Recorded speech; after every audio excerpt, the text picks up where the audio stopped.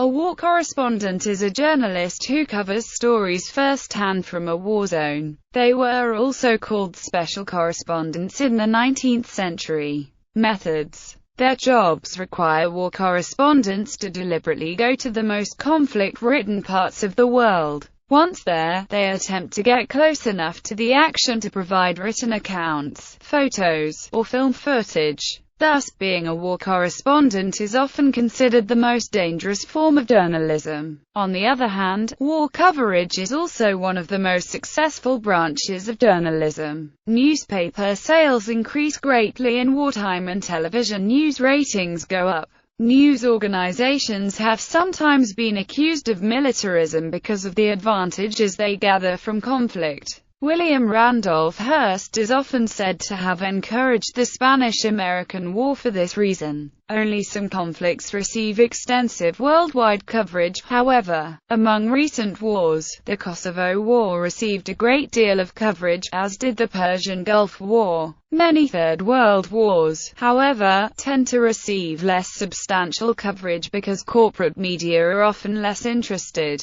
The lack of infrastructure makes reporting more difficult and expensive, and the conflicts are also far more dangerous for war correspondents. History. Written war correspondents have existed as long as journalism. Before modern journalism, it was more common for longer histories to be written at the end of a conflict. The first known of these is Herodotus's account of the Persian Wars. However, he did not himself participate in the events. Thucydides, who some years later wrote a history of the Peloponnesian Wars, was an observer to the events he described. In the 18th century, the Baroness Frederica Charlotte Riedsel's letters and journals relating to the War of the American Revolution and the capture of the German troops at Saratoga is regarded as the first account of war by a woman. Her description of the events that took place in the Marshall House are particularly poignant because she was in the midst of battle. The first modern war correspondent is said to be Dutch painter Willem van de Velde,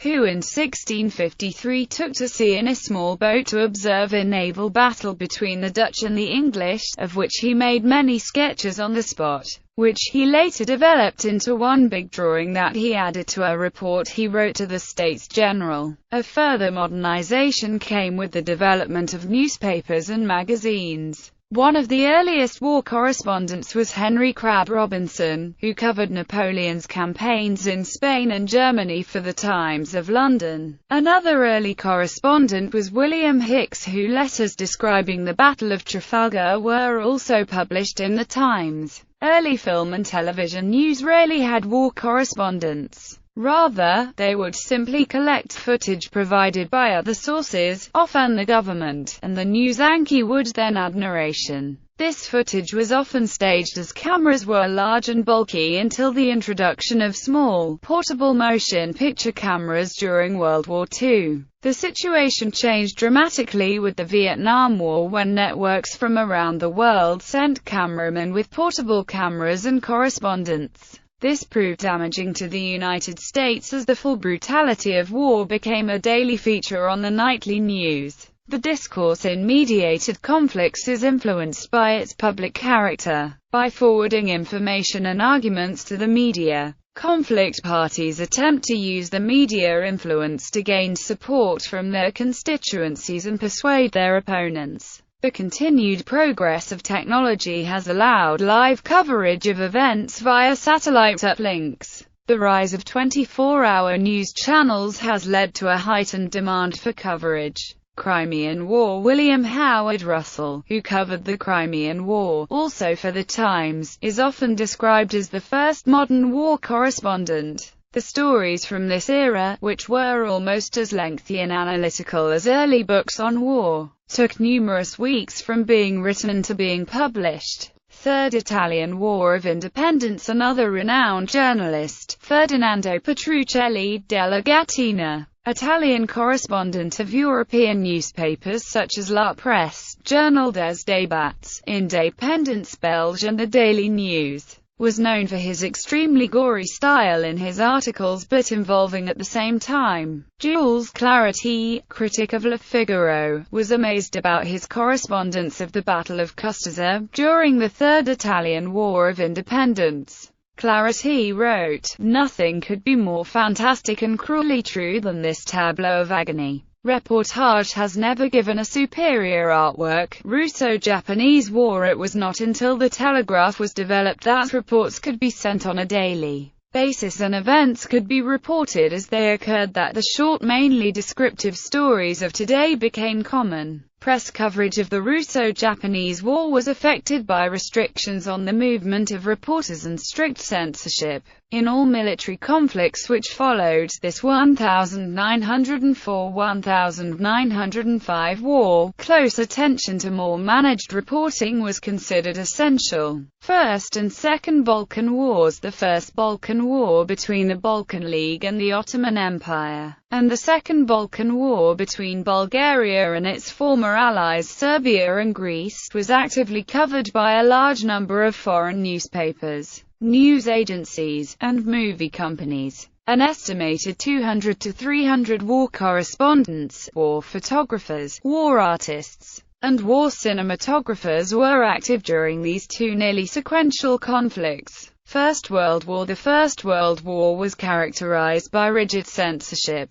British Lord Kitchener hated reporters, and so reporters were banned from the front at the start of the war. But reporters such as Basil Clark and Philip Gibbs lived as fugitives near the front, sending back their reports. The government eventually allowed some accredited reporters in April 1915, and this continued until the end of the war. This meant, though, that the government was able to control what they saw. French authorities were equally opposed to war journalism, but less competent. By far the most rigid and authoritarian regime was imposed by the United States, though General John J. Pershing allowed embedded reporters. Vietnam War. The U.S. conflict in Vietnam saw the tools and access available to war correspondents expanded significantly. Innovations such as cheap and reliable handheld color video cameras, and the proliferation of television sets in Western homes give Vietnam-era correspondents the ability to portray conditions on the ground more vividly and accurately than ever before. Additionally, the U.S. military allowed unprecedented access for journalists, with almost no restrictions on the press, unlike in previous conflicts. These factors produced military coverage the likes of which had never been seen or anticipated,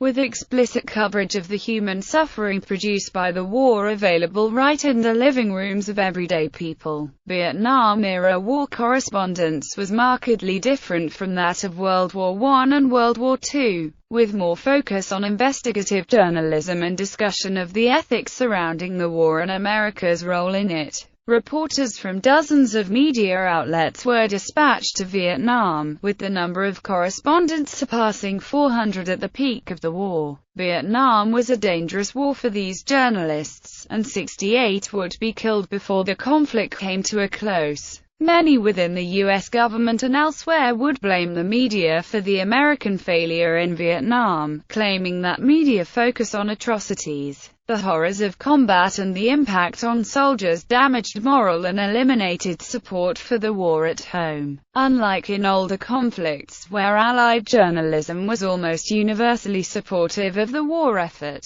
journalists in the Vietnam theater were often harshly critical of the U.S. military, and painted a very bleak picture of the war. In an era where the media was already playing a significant role in domestic events such as the civil rights movement, war correspondence in Vietnam would have a major impact on the American political scene. Some have argued that the conduct of war correspondents in Vietnam is to blame for the tightening of restrictions on journalists by the U.S. in wars that followed, including the Persian Gulf War and the conflicts in Iraq and Afghanistan. Persian Gulf War. The role of war correspondents in the Persian Gulf War would prove to be quite different from their role in Vietnam. The Pentagon blamed the media for the loss of the Vietnam War, and prominent military leaders did not believe the United States could sustain a prolonged and heavily televised war. As a result, numerous restrictions were placed on the activities of correspondents covering the war in the Gulf. Journalists allowed to accompany the troops were organized into pools, where small groups were escorted into combat zones by U.S. troops and allowed to share their findings later. Those who attempted to strike out on their own and operate outside the pool system claimed to have found themselves obstructed directly or indirectly by the military, with passport visas revoked and photographs and notes taken by force from journalists while U.S. forces observed.